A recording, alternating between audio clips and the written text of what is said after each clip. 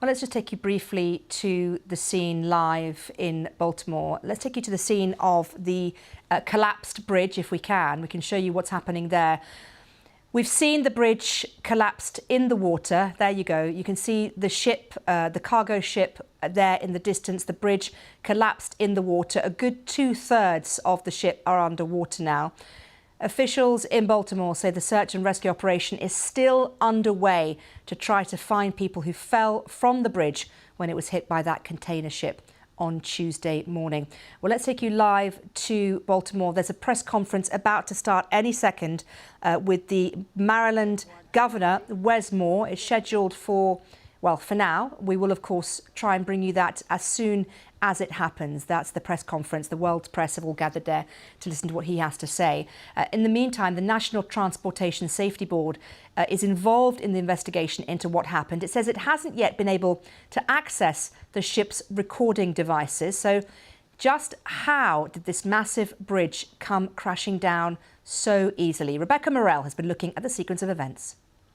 So what do we know about what actually happened in Baltimore? Well, data analysed by BBC Verify shows the ship set off from the port at 1:45 in the morning local time.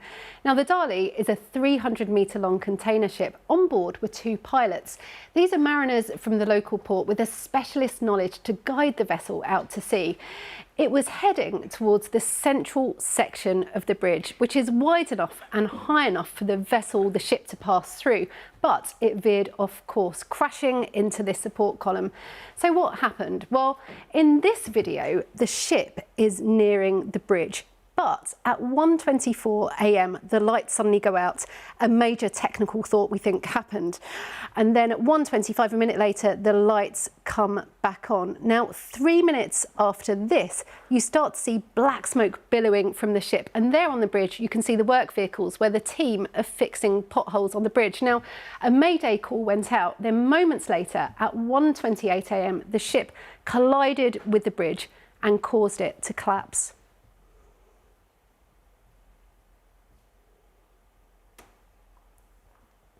If you lose power while manoeuvring, there's a possibility you could lose control of the steering of the vessel momentarily.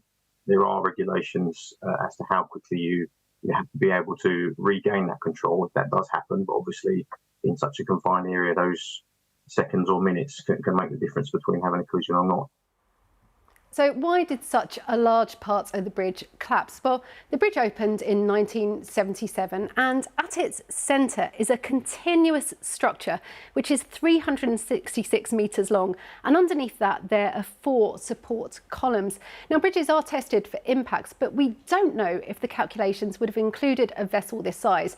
Ships are bigger now than they were in the 70s, and the head-on collision took out an entire load-bearing structure.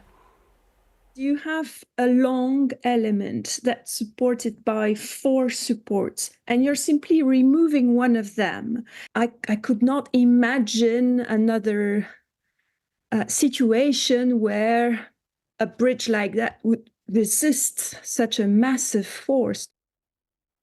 A major search effort is still going on, using sonar to try and locate any vehicles that fell into the 15 metres of water.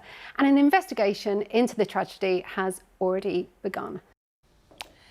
That was Rebecca Morell there. Well, let's take you live now to Baltimore, and you can see on the screen next to me, we are waiting for a press conference. That conference is going to be chaired by the governor of Maryland, who is Wes Moore, and he will be giving a press conference imminently. We'll keep that on the screen so that we can keep an eye on it for you. And if he does stand to speak, we will take you there immediately.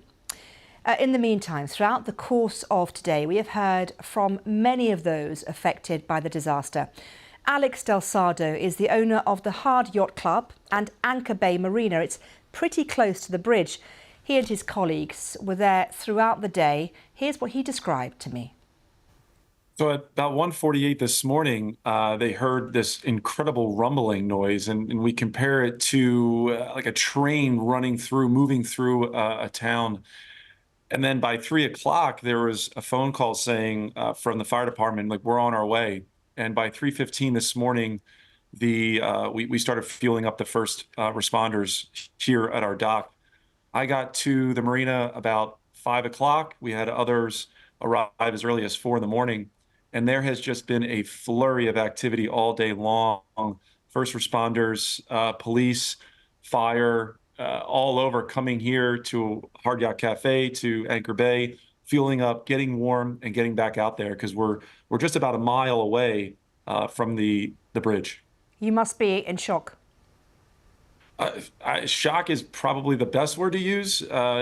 It's a bridge. I drive that bridge multiple times a day. I take it home and I take it here every single day. I was on it last night at 6:30, and that's the last time I'll be on it for a very, very long time. It's unbelievable. How busy is that bridge normally? Because at the time of the accident, it was about 1:30 in the morning, so it wouldn't have been as busy as it would normally be. Just give me an idea, a flavour of the traffic that goes on that bridge on a daily basis. Oh gosh, I don't know what it's like in London, but the traffic is unbelievable. At our hours at 4 o'clock, 4:30, it could take you 10 minutes to get over, 15 minutes to get over. There's 30,000 cars that go through that thing on a daily basis, and when I take it home at night at 6:30, there's not a whole lot of inches available. I'm usually one of many, many cars. Talk to me a little bit about what is around the bridge, because this is a bridge that takes you from one side of Baltimore to another. Without this infrastructure, is there an alternative for people now to use?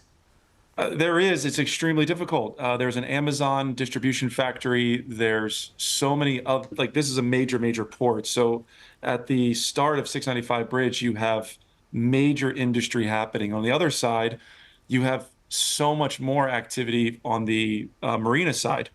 So you'd have to go up and around the Beltway. You're going to have to be using 895 tunnel as well as 95 tunnel. The disruption is unfathomable. I cannot believe what has happened, and it's going to disrupt our markets in a big way.